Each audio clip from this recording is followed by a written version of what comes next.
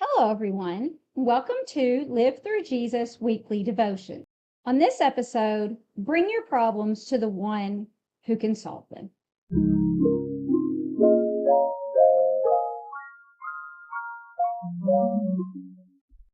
As I read the story about Hannah and her husband and how they couldn't have any children and how she finally brought her problem to the Lord, I thought about several things. And so that is what this blog post, this devotion is about this week, is just what I was thinking about pertaining to us, how we should bring our problems to the Lord and what that looks like.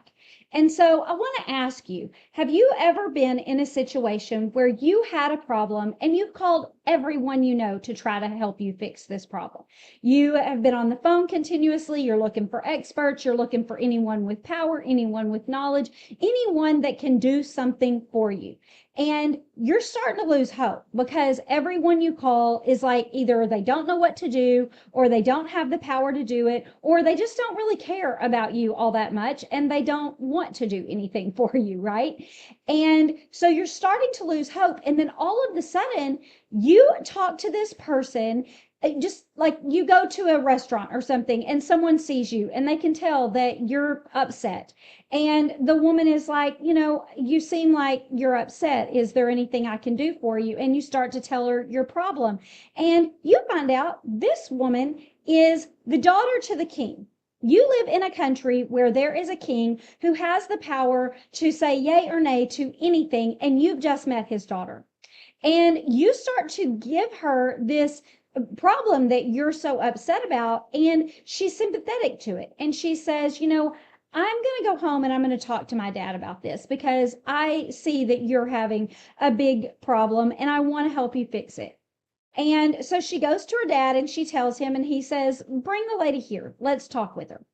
And so if you got this phone call from the daughter and the daughter said, hey, my dad wants to meet with you, would you still keep making phone calls? Would you still keep trying to figure things out on your own?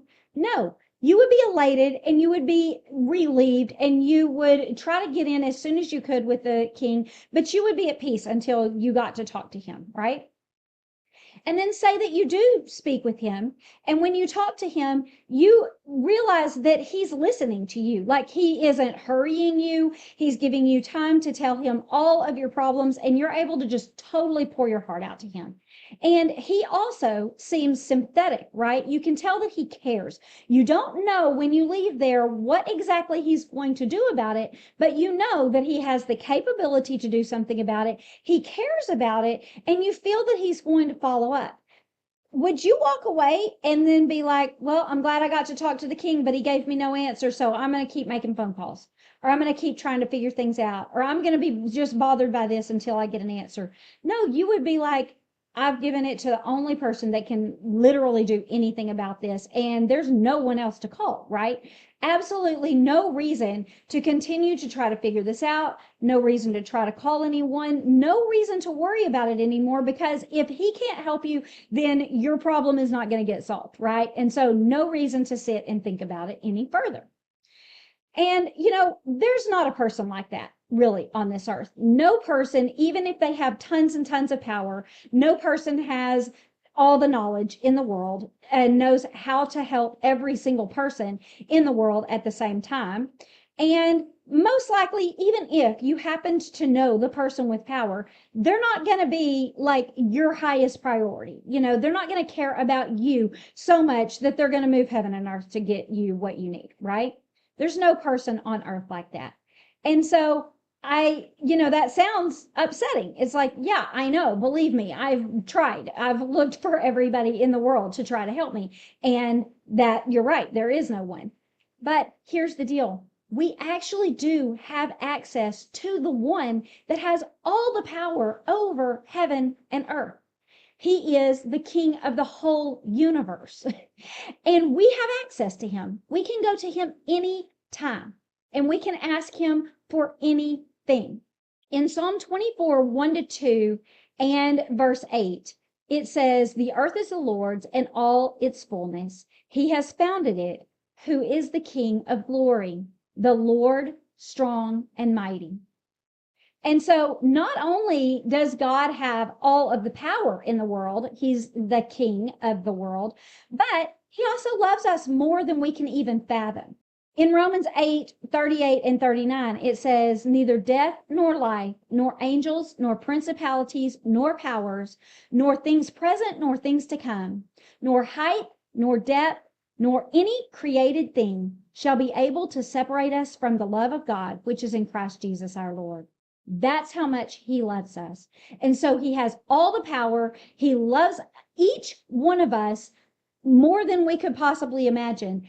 And he has the power, the knowledge to know exactly what's best for every single person on earth at all times, and is able to do something about it. Romans 11:33 says, oh, the depth of the riches, both of the wisdom and the knowledge of God. How unsearchable are his judgments, and his ways are past finding out. And so if we have access to the person that has all the power, all the knowledge, and all the love for us, then why in the world do we even look for human help at all, right? At least before we turn to him. Yes, he uses people to help us, but why don't we turn to him first? Why does it sometimes take us this total desperation and hopelessness before we turn to God, right? Why is that?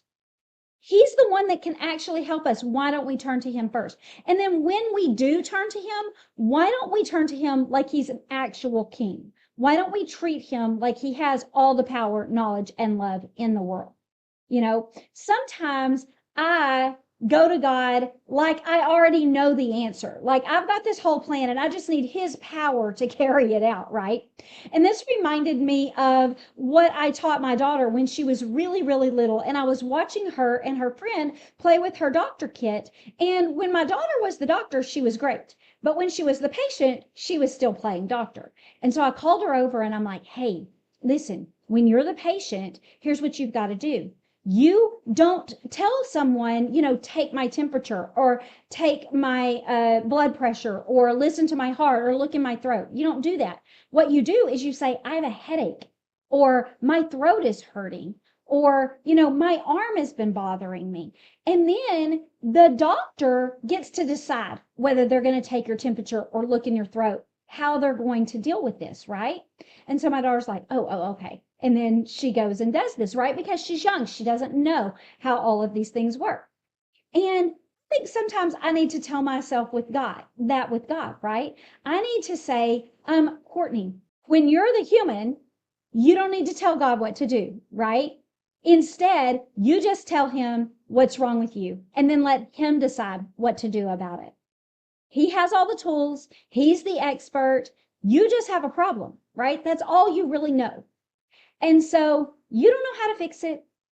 So quit telling the one with all the knowledge in the world how to do his job. Just tell him what your problem is and then let him fix your problem. Let him handle it. Leave it with him. That's hard. Maybe some of you are like that also. Proverbs 21:30 says, there's no wisdom or understanding or counseling against God. So we can't counsel him. We can't tell him what the best way is to handle this. Lord, would you please do this and this and this? No, this is my problem. Please help me with it. That's what we should do. And then, speaking of trust, this is another thing that I'm not always good at, because sometimes I bring him my problem and I say, God, this is my problem. Please help me with it. But then I don't leave it there. Then I go home and I get back on the phone, right? I start calling people. I start trying to figure it all out on my own. I start, looking to other people. And this must hurt God's feelings so much, because he's like, you don't trust me?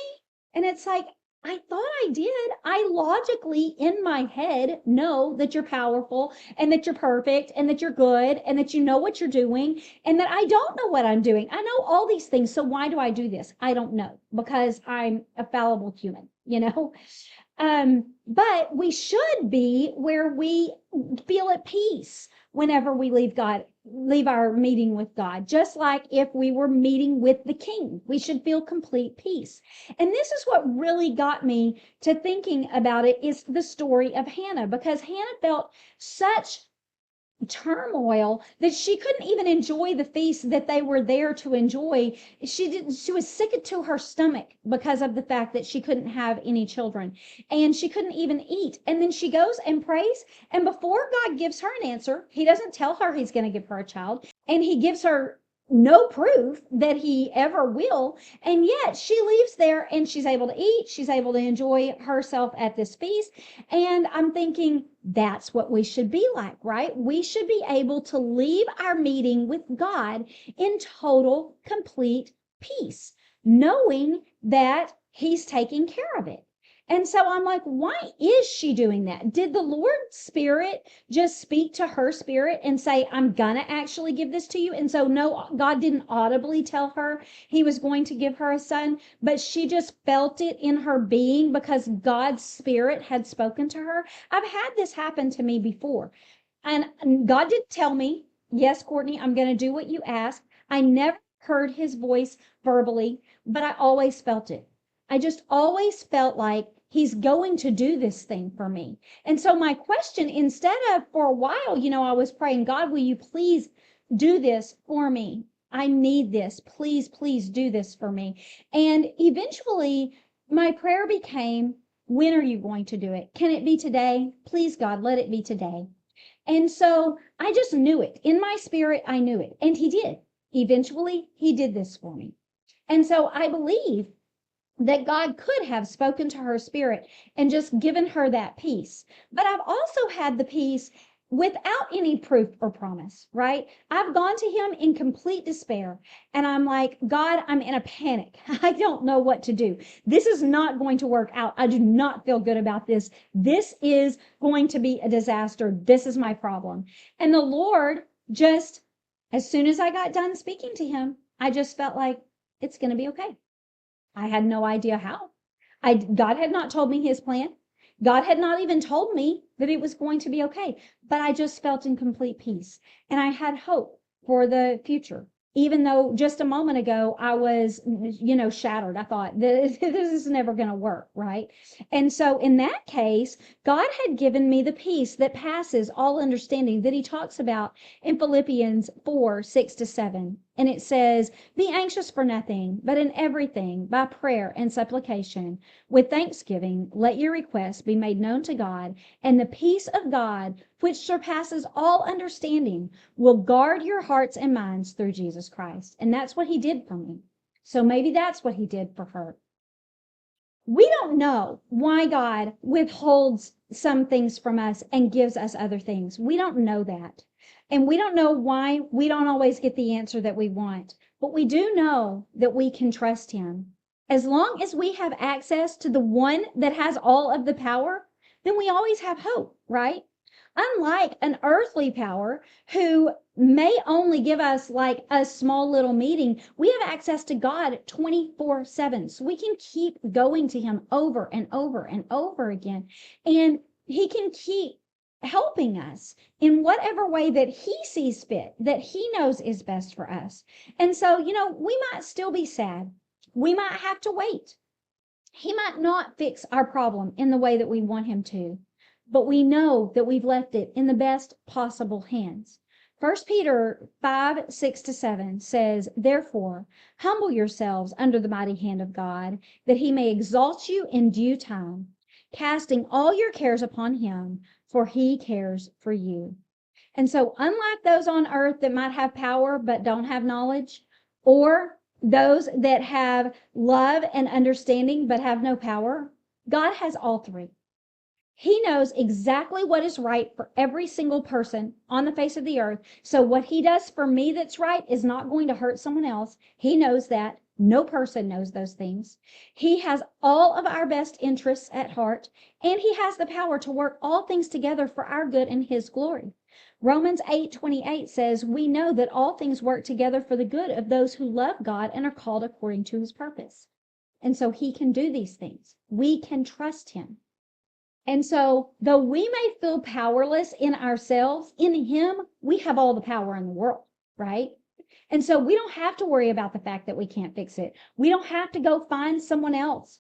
If we or they had the power to do it, we wouldn't have the knowledge or the love, right? And so we won't do it as well as him anyway. So why not just give him our problems and let the one who has all the power and knowledge and love in the world solve those problems? Why don't we just take them to him, lay them at his feet, and walk away? Leave them there. And while we're at it, leave him all your needs and all your wants and all your worries and all your fears and all your cares and all your concerns. Leave him at his feet. Let the Savior of the world take care of you. Matthew 11:28-30 says, "Come to me, all you who are weary and heavy laden, and I will give you rest.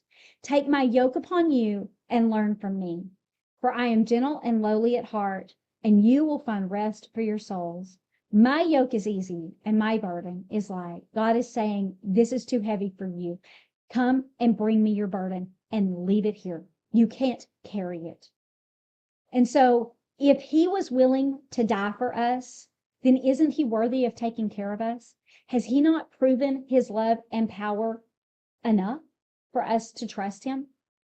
Romans 5:8 says, God demonstrated his own love towards us in this, that while we were still sinners, Christ died for us. We can trust him. So take your problems and lay them at his feet. That's what I learned from Hannah this week. And so I hope that this has been an encouragement to you, and I hope that you are able to go to the King of the universe and lay your problems at his feet. So that's all we have for this week. If you'd like to read this blog post instead of just listening, you can go to livethroughjesus.substack.com. You can read it there for free. You can also go to my other channel, Live Through Jesus, and you can listen to the full study that we do each week for free. We are in 1 Samuel, and we're talking about Samuel. And then you can also become a paid subscriber, and you can receive each one of the studies for free and all of the previous studies. So we've got 10 Commandments, Deuteronomy, Joshua, Judges, Ruth, and now Samuel. And so you'll get those emailed to you each week and access to the previous ones. So those are all of the things. I hope you will join me in some way. Join me on social media also, and I'll be posting scriptures from this and clips from this. So I hope that this has been encouraging to you. Thanks, and have a good day.